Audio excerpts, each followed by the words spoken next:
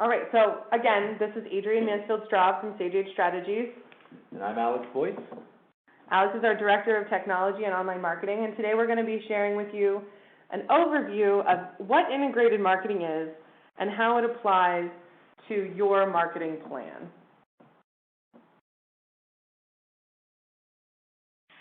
There we go. Keep this mouse going. Okay, so in terms of what is integrated marketing, it brings together a cohesive strategy that is increasingly, we say consumer-oriented or consumer-centric. You'll hear a lot of those terms throughout our presentation today.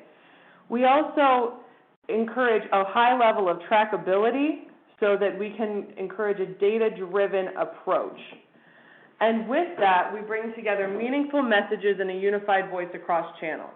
Now, all of these things sound very conceptual right now, but as we move through our presentation today, we're going to illustrate how each of these topics, data-driven, unified voice, and meaningful messages, all come together for an integrated marketing strategy that's designed to deliver results. So your first question may be, integrate what? What is integrated marketing different in terms of what I'm doing now? Marketing brings together everything that you're doing now. There's no singular line items of print advertising, direct mail, sales relations, website, social media. Integrated marketing brings together every aspect of your current marketing plan in to ensure that the voice is consistent, that your brand integrity is strong, and that you are tracking all of your efforts for ROI. What we want to do when we bring together these strategies is create something that's comprehensive and unified. So the next question is really, okay, where do I begin? Where do I begin to integrate my marketing plan? Well, the first thing we need to understand as marketers is that the number of channels that our consumers today are using is ever increasing. So we need to understand which communication channels they're using. And then we need to leverage those communication channels' strengths. For example, we need to understand that there are limitations to certain mediums, Twitter versus your blog, for example. And then we need to take those strengths and limitations and implement our messaging across all of them in a unified way.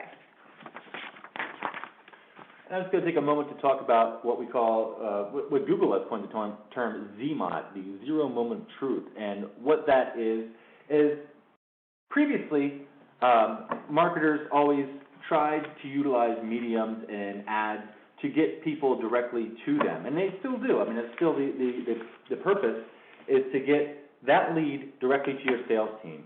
But humans, as they are, have changed. And the internet and online marketing has changed their behavior. So what Google has found is that people are, as soon as they hear your radio ad, they see your TV ad, they immediately start looking for you. Once they hear your brand, once they interact with your brand, they're going out on the internet and they're looking for reviews, doing Google searches, and trying to get a bit of a research picture so that when they make what they call the first moment of truth, being that first point of contact, they come in kind of knowing, which helps your sales team because they typically know what they want by the time they're ready to talk to them. This also presents a unique set of challenges. Historically, with traditional advertising methods, the community was in complete control of the information that consumers had about your organization. You chose what went in your print ad, you chose who got your collateral package, you chose who received your direct mail.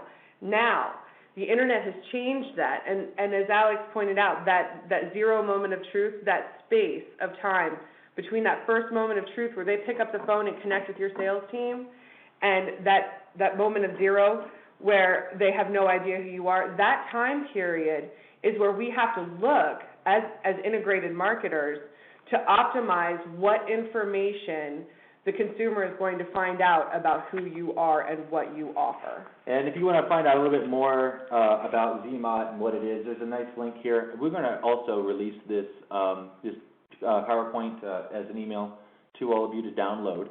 and we are recording this, so you'll be able to watch this again on YouTube later on. So by all means, get familiar with Zmont because it is very interesting and it applies to every level of every business, B2B, B2C, don't matter what you do, Zmont is the new thing. So in terms of planning and implementation, you might ask yourself, you're asking me for an awful lot of information up front to make this integrated marketing plan work. And that is exactly true. The old adage, measure twice, cut once. When you look at an integrated marketing plan, you have to take the time up front to really put the effort in to understand your marketing goals. And it's not just, I want to drive leads. We have to be very specific, very granular in, I want event attendance, or I want a higher level of IL interaction versus my memory care, or whatever service line it is that you want to focus on. You have to define those goals up front. And they can be seasonal planning. Winter comes with winter respite stays, always the coined December thing, and the high, as we look at the trends overall of our market here in senior living, we tend to hit a lull after the Christmas until about April, March, April area. We see it hit again, hit midsummer, and another hit coming up towards the holidays. And we know we can utilize our trend data to understand what the market is doing, and also build our marketing goals around that to better understand what your goals are and how they match your market. And utilizing that in the planning phase will save you so much time, effort, and money in the end. And it's really about creating benchmarks for yourself, defining those marketing goals. And we're going to talk in more detail in a few minutes about creating targeted messaging. I've mentioned already evaluating what mediums to use. Creating marketing goals that are well-defined help us better craft those messages, help us better evaluate our mediums. And in terms of trackability, those vanity phone numbers, those vanity URLs, personalized URLs for each medium, help us look back over our integrated marketing campaigns and identify best what worked for us and what didn't. And just to reinforce that, that's each ad on each medium. Mm-hmm. The unique tracking code allows us to go back in the end and say, this specific message worked on this specific medium to generate these specific leads. And we have a diagram that will help clarify that further. But also, again, we've talked briefly about walking your journey path and finding your touch points. This is all part of the upfront effort that goes into a marketing plan for an integrated marketing approach. And here is the diagram we mentioned. Now, what we've talked about so far is defining that marketing goal and that upfront effort. As we proceed through the presentation, I know this looks overwhelming, and I apologize, but I promise it's bite-sized pieces. We will walk through how each of these items come together to create an integrated marketing plan. So when it comes to the media selection, mixing your media but never your message, we're right here on our journey defining those messages. And what that means, defining those messages, is creating a consistent voice. The integration of your marketing isn't just about integrating your platforms or integrating your online and offline efforts. It's about integrating your voice. We want to make sure that the brand differentiation points, those consistent pillars of success that you've had historically, whether it be your approach to care or whether it be the visuals of your community, whatever those brand differentiation points are, we want to make sure that they're consistently used across all channels. And your call to action is going to change because by medium, there are certain things that are and are not appropriate. But your voice must remain the same. And an example of this that I always use is you can't position yourself in your collateral pieces and say your print advertising as we're your resource, we're here to help, and then come across in your radio advertising as buy, Sunday, Sunday, Sunday. You have to be consistent in your approach and your positioning throughout all of your channels. And so, as a part of your integrated marketing approach, up front, you have to find that voice. You have to figure out those things that have historically set you apart from the crowd and highlight them. And those are the things that are going to be reinforced across all of your platforms. Sorry about that. The next step is amplifying your voice. And what that means is the identification of a media mix that complements one another. That means putting together effective messaging that has enough consistency and reach and consistency and frequency so that you're talking to your same target all the time. You want to be where your consumer is. That's extremely important with today's consumer because they are everywhere. We want your consumer, your lead, to be able to be sitting in front of their television with the morning news on and see your commercial ad, looking at today's paper as they drink their coffee, see your print ad, hop on the computer to check their email, have an automated marketing message from you, a newsletter, an e-communication of some sort, and then get on Facebook and see your ad. And what we want, while you want to be everywhere, is to be consistent everywhere. And that's really the idea of amplification. That's where that reinforcement of your messaging comes in. And even to take it a step further, there's 90 million users who use Gmail. Well, Gmail utilizes pay-per-click advertisements alongside that email message, utilizing the context of that message to determine ads to display there.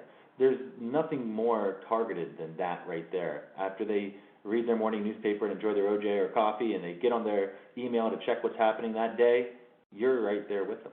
Right, and that's possible because you've identified those touch points, you've identified those media that are both meaningful and relevant to your user. So when we talk about, we've identified those mediums, we've started to identify what we want to say, and we've identified how we want to say it, but specifically, what content do we want to share? And that's where this message comes in. Now, again, here's our diagram. You can see we're at the messaging stage. We're moving right along. And the difference between today's consumer and yesterday's consumer is today's consumer will not tolerate you talking at them. They do not want to hear how wonderful you are. What they want to hear is how wonderful you can make their life.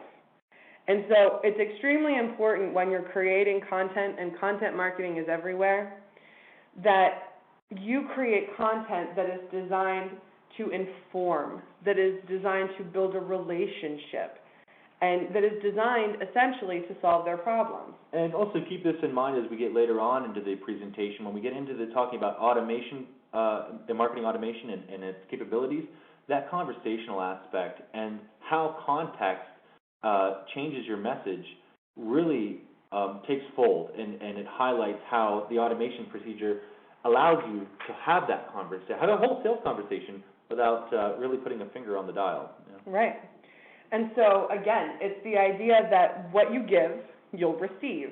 It's our burden to provide information as marketers that serves our consumers' needs. That's our job when it comes to content marketing. But in return, the entirety of the search engine optimization efforts are rewarding us, because those algorithms that review content, they're looking for information that solves questions, that solves problems. And so Alex can go into a little bit more detail about that, but contextually relevant content placed in appropriate places will actually improve your search engine ranking. Yeah, and that's where really the data comes into fold again. We can utilize the analytics and pushing that offline audience online, which we've seen in the Zmont. That's what they do. That's just their natural behavior now. So, you really need to utilize these ads and these information to push people online, but we try to utilize the data to determine what the influencers are to get them online. And from that data, we can see the keywords that they're utilizing in organic search to reinforce how we want to approach the pay-per-click advertisement, how to utilize their behavior to laser beam right into their daily habits. Right. So if we see, for example, a high level of people who are searching, my mom has, memory loss, then we want to actually use those kinds of terms in our blogs. Does your mom have memory loss, or is it normal aging? And that's an example of what we're going to talk about here, where it's customer-centric but contextually relevant. So we're identifying those concerns that your individuals on the buying journey have. We're talking about their needs, their fears, and we are utilizing that information to give them the answers that they need, positioning you as a solution and as a source of support. For example, we would recommend for an assisted living situation, someone who is speaking directly to the caregiver, a message like, I was at Mom's 4 times yesterday, you know, is it time to make the move? That is capitalizing on their stressor, that is capitalizing on their fear, and it gives you the opportunity to position as a solution. Hit them high, hit them low. Yep, absolutely. So here, when it comes to the context of that messaging, you have to understand that there are limitations. So in terms of the limitations within a medium, for example, you can go into a whole lot more detail on your blog or in your collaterals, for example, than you can on Twitter or in a newspaper ad. There are simply limitations to each medium. So it's really taking the time up front to understand them and crafting specific messages that will work within those confines. And additionally, there's the limitations that we have in terms of the customer. Their buying journey is unique to your market, to your customer base. And so by understanding that unique customer journey, there's going to be differences in the length of time it takes to build a relationship. There's going to be differences in the kind of information you need to offer them. And so I'll give a great example. There was a time when a lot of our focus was explaining the importance of selling your home or how to get around selling your home because the housing market wasn't in a good place. That was capitalizing on their fear or their challenge, but it also, and moreover, it helped them understand that there was opportunities and motivated them to seek them out. So that's an example of what we're talking about here. So when it comes to bringing together the content, as we've talked about, and the context, that's where really the magic begins to happen. You have identified your customer's needs. You have crafted brand-specific, very targeted messages for them, put them on the channels that those consumers most often use, and that coming together is what helps you achieve your marketing objective. But how do we quantify that? How do we quantify all of these phenomenal efforts that we've made with planning and with messaging and with, journey mapping, right? How do you bring that together?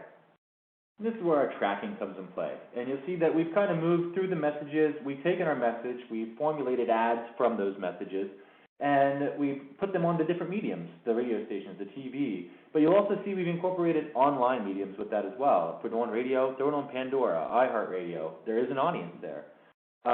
Hitting YouTube. If you got a TV ad, just have, whenever you're setting it up and you're having your videographer do that ad, give them the tracking number and a tracking URL to for each TV station and also ad for YouTube. Same thing with the newspapers. You're running newspaper ads. Throw it on pay-per-click. Throw it on Google AdWords. You can also throw it on Facebook. You can throw it on other mediums, and it's really important. It's where your audience goes. You want to be there. So after they go there, after they see these ads and they move through, the next thing we want to do is kind of determine how those ads have performed. So we've taken aim, we've made our shot. Now we're going to go back and look at the target. We're going to take this these incoming leads, and they all go to either a phone number or a landing page on a website or something like that. And from that information, from that data, we'll be able to determine the effectiveness of each ad and each message. And from that, we can determine, okay, was it the ad, was it the context of the ad, or is the message wrong altogether? If it's failing on multiple platforms and multiple mediums, is the message. If it's just one platform or one medium or simply one station, it might just be that station, cut it out. Right. So while we've crowned content king, data is the kingmaker. Many companies are trying their hand at integrated marketing. 78% believe that it's important, but more than half believe that they're still underperforming due to lack of data to analyze and to apply. So in that, we hear that a lot of marketers don't feel like they have enough data. They don't know where this information is coming from. They don't know which mediums are effective, which messaging is effective.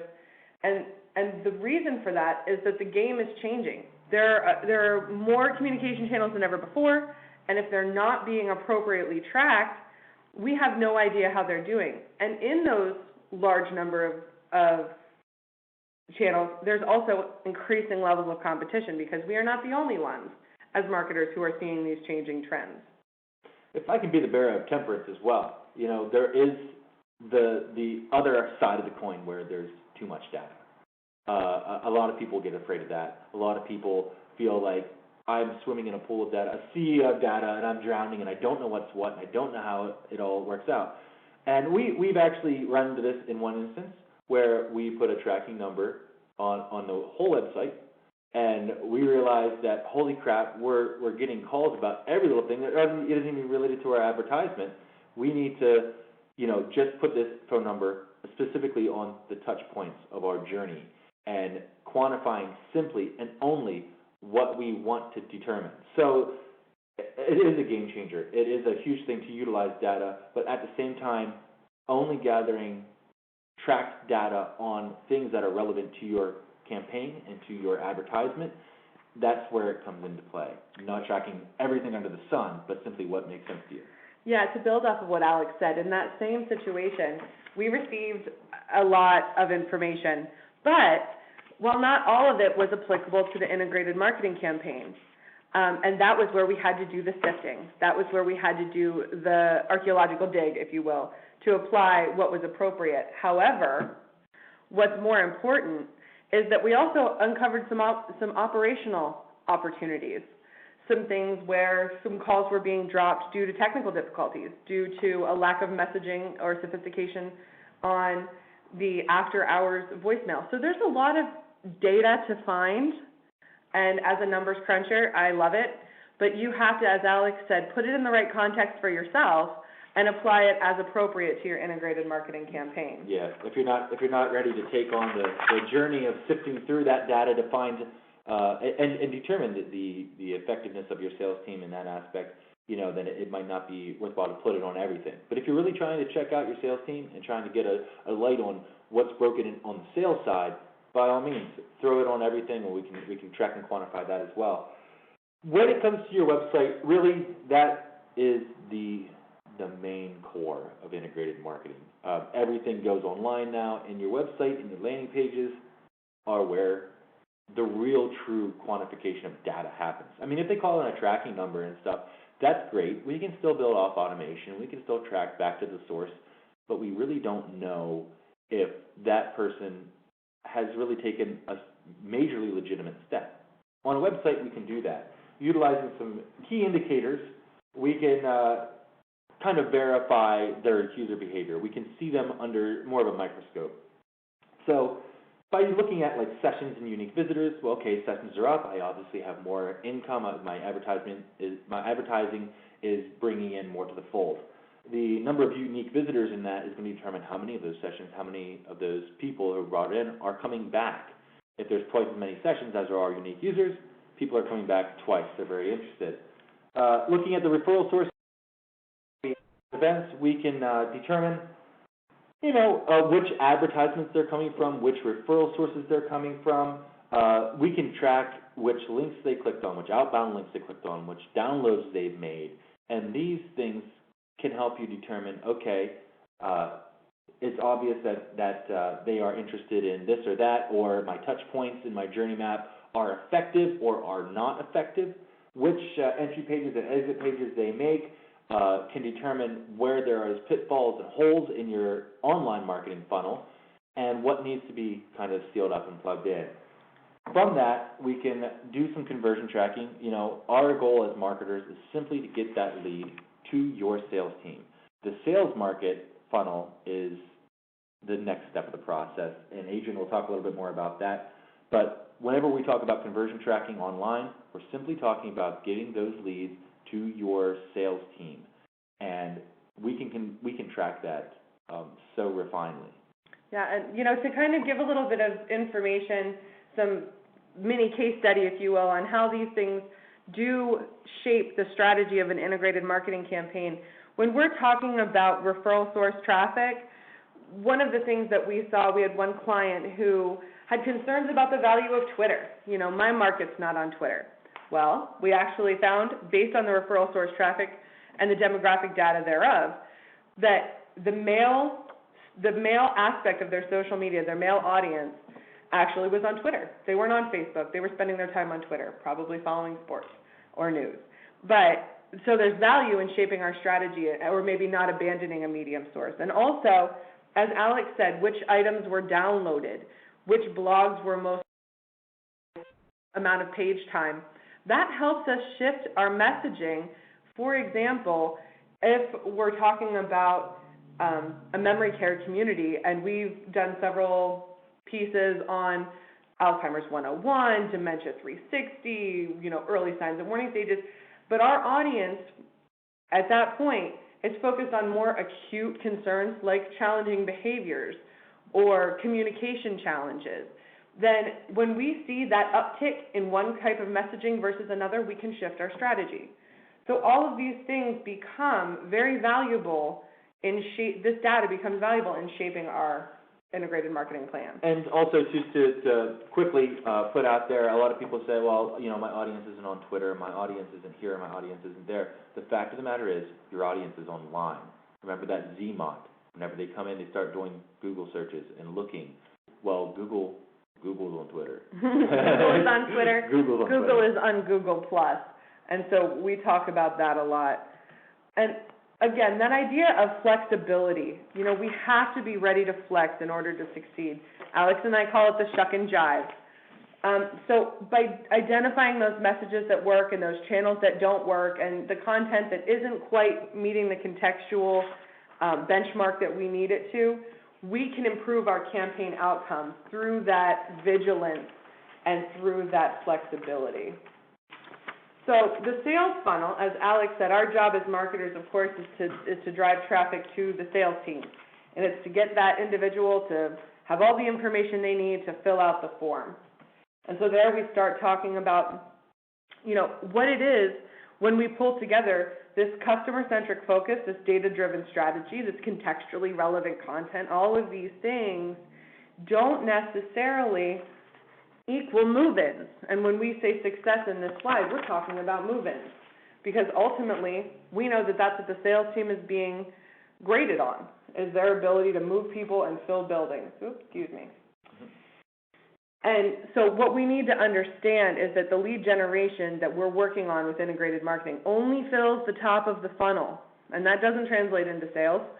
What it does, though, is give us an opportunity to work with the sales and marketing teams to understand the buying journey based on past data so that they're better equipped to handle those leads. And I'll give you an example of what I mean. We know, based on a lot of experience and a lot of history, that pay-per-click leads are slower to convert. Why? The ZMOT. They are still doing their initial research. They are not need-driven to move in right now. That's not always the case, but it's the majority of the time. So what happens in a lot of cases, if the marketing team, if the sales team doesn't understand that aspect of the journey, then they will call those leads cold and they will throw them down to the D list, and then eventually they'll drop them because they don't have the context to understand that this is a long-term relationship. They are not ready to move. And it has to be handled completely differently than, for example, someone who walks in the door and says, my mom needs help. What that means for us is that there's opportunities to automate some of those marketing messages and keep those people swirling around the funnel so that we don't lose them, but to not focus our sales resources on putting a lot of time into following up on a lead that they feel eventually will be cold. So that's where the nurturing comes in. And again, that's the idea of lead nurturing, is knowing who to target with your time based on the marketing channels that they came in on, and understanding how to interact most effectively at different levels of the funnel with the individuals who were driving from the integrated marketing campaign. So there's specific kind of call to actions and points that we need to focus on at each level of the funnel. The top of the funnel, which is where we have driven traffic from those strategic social media services, robust search engine marketing, and just that organic search ranking, people who are in that ZMOT space, we need to understand how lead nurturing works there, as I said. When we come to the mid-funnel performance, that's for those people who are getting warmer. we've built that relationship, we've nurtured that lead, and now we need to talk about best practices and building productive relationships. You know, your sales team is just as much a part of this integrated marketing process because they need to be conveying those same pillars of brand differentiation, that same positioning and voice. They have to be using that as they reach out. And so we have to ask ourselves, have we trained them for that mid-funnel space? Have we really worked with them to improve that? And when it comes to the bottom of the funnel, you know, that's where at Sage Age we let our consulting team step in and host workshops on closing techniques based on, you know, evidence and historical experience. And that's something that will help us in the end quantify an integrated marketing campaign. Which brings us into marketing automation to enhance sales conversion. And this is a lot of the lead nurturing that we talked about earlier. The automation function of it all. Okay, we've come through the process, we've defined our goals, we've defined our messages, we've broadcast them out to the world, and we've gotten our leads through our websites and our phone calls, and they've come into our databases. And now we're going to do a little bit of nurturing. So the purpose of automation is pretty much to enable marketers to tailor their message to the activities of their potential leads. How this ends up working is through a lot of trigger points and determining clear conversion goals that were in the touch points, in the journey maps, utilizing the right tools. You know, CallRail is a really good call company that has integration mechanisms.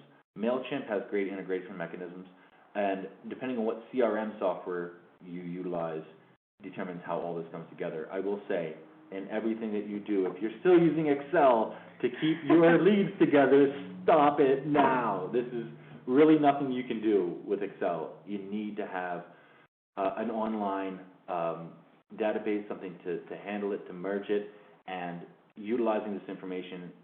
It makes it so that all you have to do is click a button. Assign a task, and the automation takes over from there. One of the things, just an FYI, stay tuned. Sage Age is rolling out a blog on next week on the importance of your CRM software and the old adage garbage in, garbage out, and how that works together with an integrated marketing campaign. Right.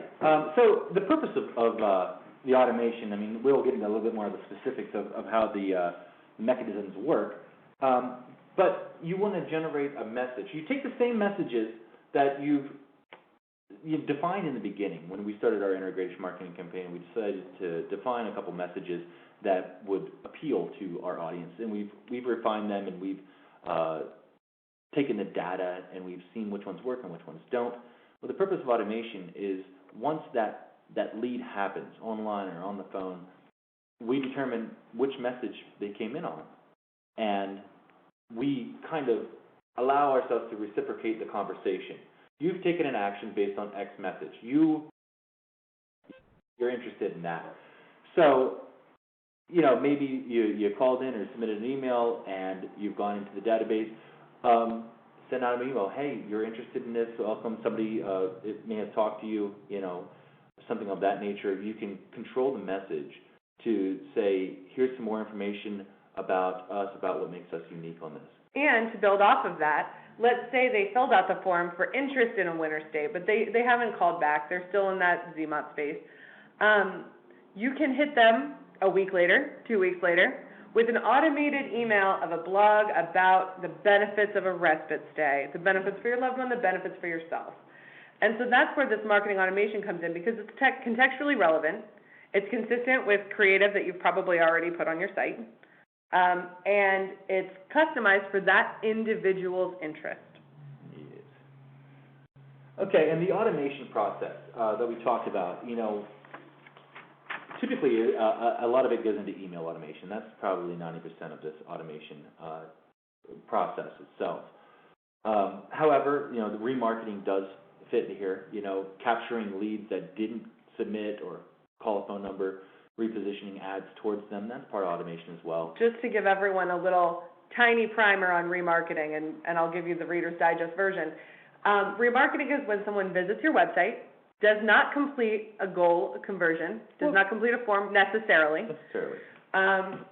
and is plugging up the holes in the lead funnel by essentially following them around on the internet in a non-creepy way to show them ads contextually relevant to what they visited your site for. An example of that would be if we had someone visit a pay-per-click landing page on hospice care, we would then touch base with them via ads like Amazon does when you look at a product and then you end up seeing it in your Facebook stream.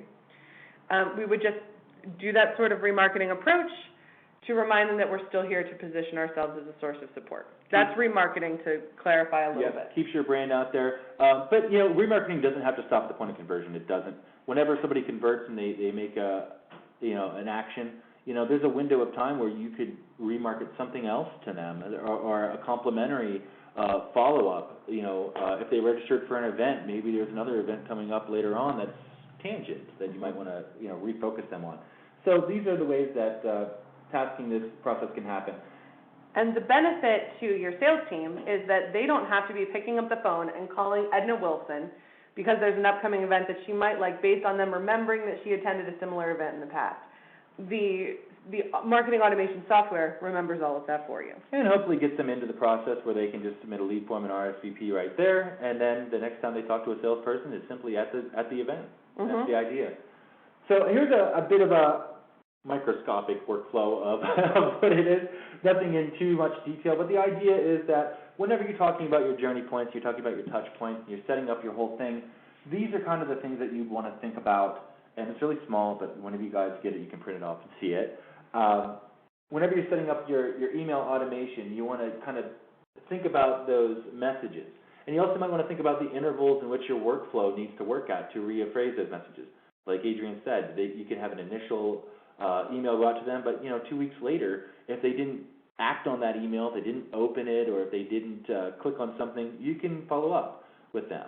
If they didn't call a tracking number and an event happened, they can, you can always follow up with them. Or if they did call. Yeah, the idea here is to automate as much of the work for your sales team as possible without losing the personal touch. The contextually relevant creative is what makes it personal, and the fact that your sales team is always available makes it personal. But it takes the burden off of your sales team to allow them to work the hot leads while allowing those cooler leads time to stay in touch without using up a bunch of resources.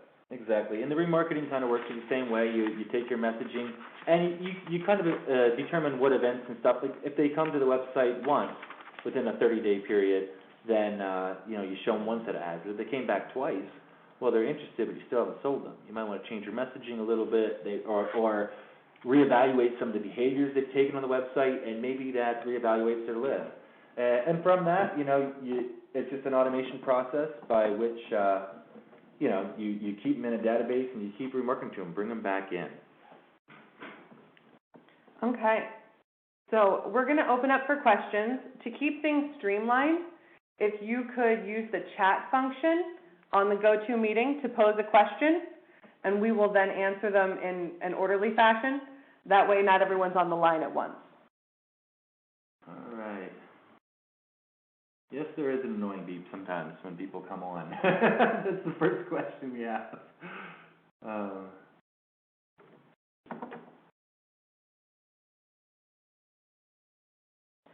And again, just to remind everyone, this webinar was recorded. Everyone who RSVP'd for the event will receive the PowerPoint document, and the recorded video will actually be available on SageAge's blog and YouTube.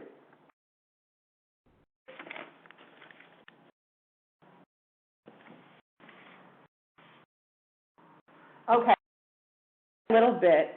The question is, please clarify what you mean by creating with the correct context. So here's where I'll clarify.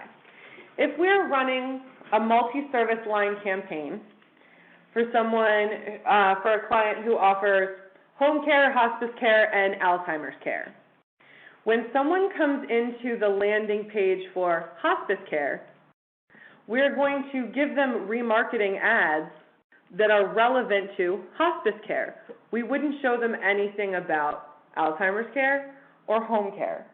Another example of that, messages that have the correct context, would be when we know that someone is on a buying journey for memory care. We want to give them information at the appropriate point in their journey. What that means offering an entire library of information from Alzheimer's 101 all the way through to end-of-life hospice for your loved one with Alzheimer's. And it means that if someone has engaged with a particular download, particular blog, then what we're going to show them with marketing automation or what we're going to craft for our event marketing is going to be related to those things of most interest. Exactly, and the next question is, what remarketing tool, program, or solution do you use? And we don't use just one. There are so many out there. It's really based on the market and the objectives. AdWords has a remarketing component. Facebook has a remarketing component. Twitter has a remarketing component. So it's about land. Yeah, and there's also third-party tools that you can always research and utilize that might run multiple mediums on multiple things. So it's really there's a lot of options out there. I'd say go research, find the one that's just right for you. Right, or connect with your marketing and consulting team, and they will work with you to identify the most appropriate tool for you. But I can say, as far as email remarketing and that kind of information, I'm a fan of MailChimp. Alex has favorites. And over Constant Contact, because Constant Contact does not allow for API integration, webhook integration, and it doesn't have responsive email templates. And in the world where more people are on a mobile device than they are on their own computer, I want my email to look good on that mobile device. Give it just a minute more for the questions, and otherwise we're just going to wrap this up if there are no more.